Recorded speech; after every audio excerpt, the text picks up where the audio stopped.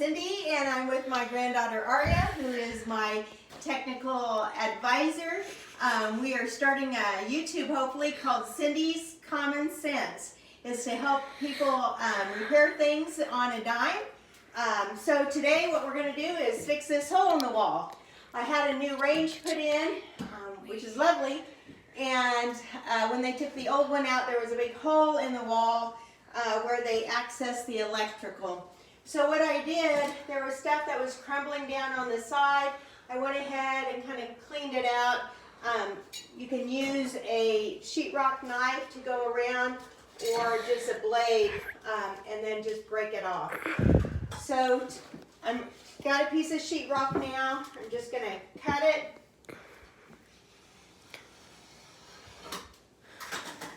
And you just cut it like that, flip it over, put your blade back in there, and we'll set this down.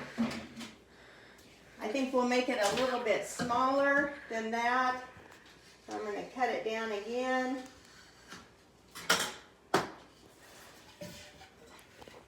And there's that. So I have a little piece that's going to go over there. I went ahead and took some parchment paper because you can see through the hole. And this is the parchment paper you use to make cookies. Aria and I make a lot of cookies here, so I always have parchment paper on hand. And I'm just going to cut that out. It's kind of more of a guesstimate than precise. So how I came about fixing holes in the wall, years ago we bought a house, and it was in a sheriff's sale, and when we went in, there was 23 holes in the walls and ceiling. So they plowed the doorknobs through the walls. Apparently they had items hanging from the ceiling plants, I guess, and they just ripped the whole thing out of the ceiling. So I got pretty proficient in doing this. I didn't know how to do it to begin with, and I asked my brothers how to do it, and this was a trick they gave me. So you just kind of sketch it out on the back side of your sheetrock. Okay, so there's a light side and a dark side. We're going to go on the back side. So you just take your knife and you're going to go along the edge of your pattern and just clip that off. Now you don't want to cut the paper. You're just going to pull that sheetrock off that paper like that. Okay. Then you do the other side.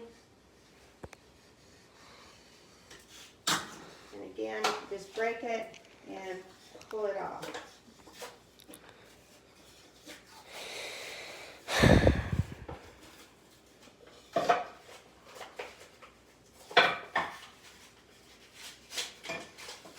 Just like that.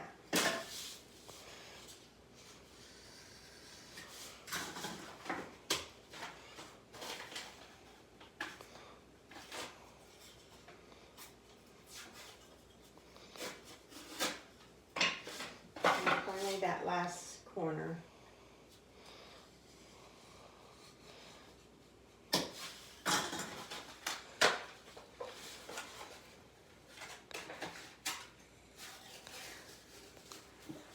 Now sometimes you can have a little bit of that sheetrock in there, and you just take your blade and you'll just scrape it off. So let's kind of see if this is going to fit here.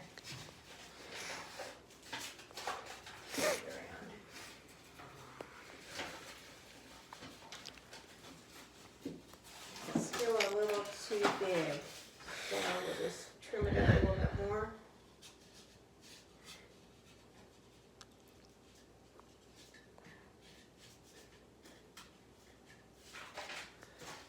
And I'm going to kind of pull this back a little bit so I don't cut it.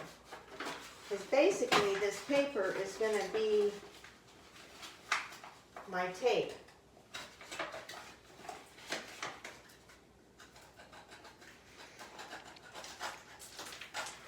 Just kind of shade it off a little bit.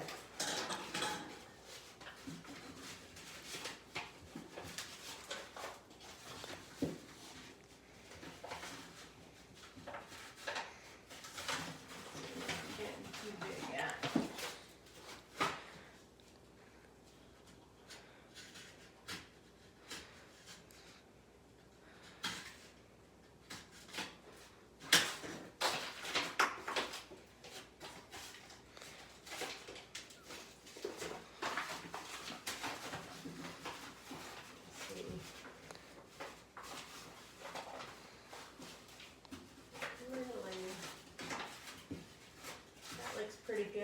That looks pretty good. I'm just a little bit light on this corner. We'll just shave that down.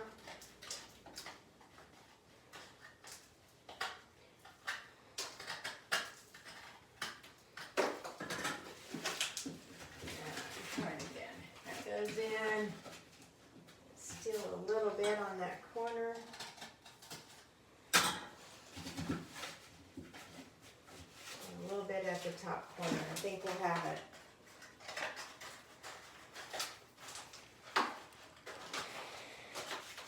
Hopefully. Got it there. A little bit on this side.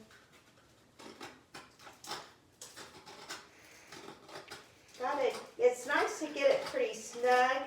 You don't want it too loose so it falls through. And if you can get it snug, then it's golden. I'm gonna just take off a little smidge at the top.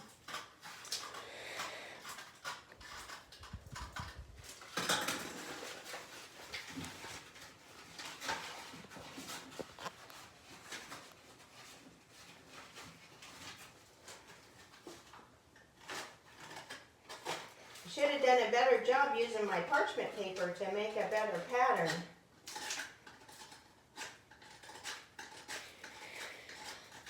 But you just kind of keep working with it till you got it down in that hole.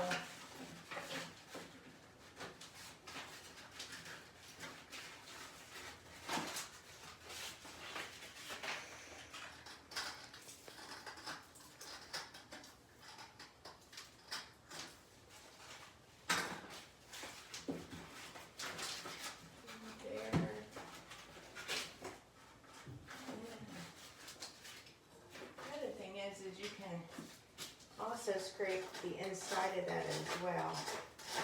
Doesn't need much. It's ready. Perfect.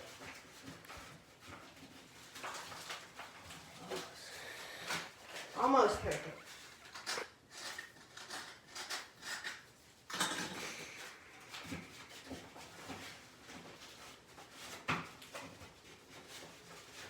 Okay.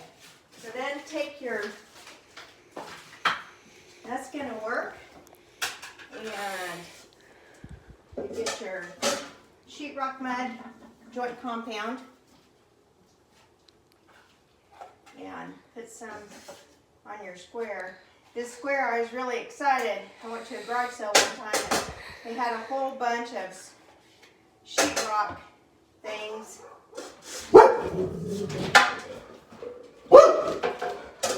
That's my dog Gertie. Gertie is a rescued Malinois.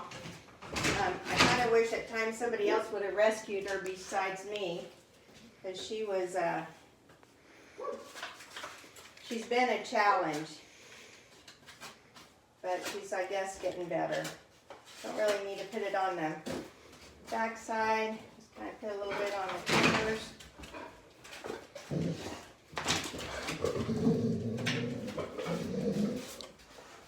And stick it back in the hole.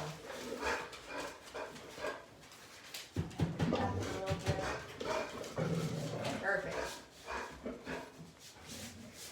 So I'm going to trim this paper a little bit too. I don't want it to clear up into my vent. Hello? And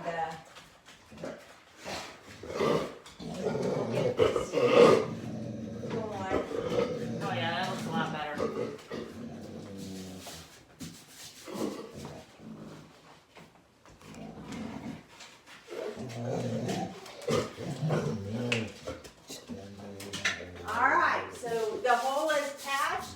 So then you take your sheetrock mud and just stick it underneath there.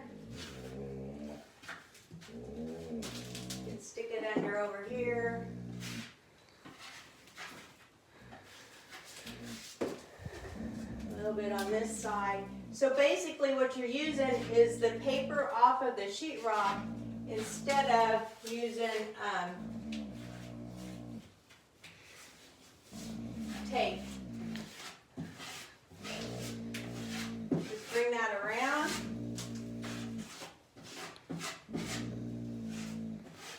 And what you'll do then is you're going to go back around multiple times with your mud. You're going to have to let this dry in between, but you'll mud it out so that it's nice and smooth. And you'll know when you're done, take another trowel and put it up there. If it's a little wobbly, you know, one side is higher than the other, then you know you're going to have to mud that side a little bit more. So this, you have to let it dry. One of the things my brother always said, leave it alone, Cindy, because I have a tendency to keep going back over it before it's dry. And if you can leave it alone, you can always come back, sand it down a little bit, re-mud it, but your hole is gone now. So Aria has a message for us. Aria, I'll just flip it to you. Oh, to both of us. Like, subscribe, and turn on the post notification. Thank you.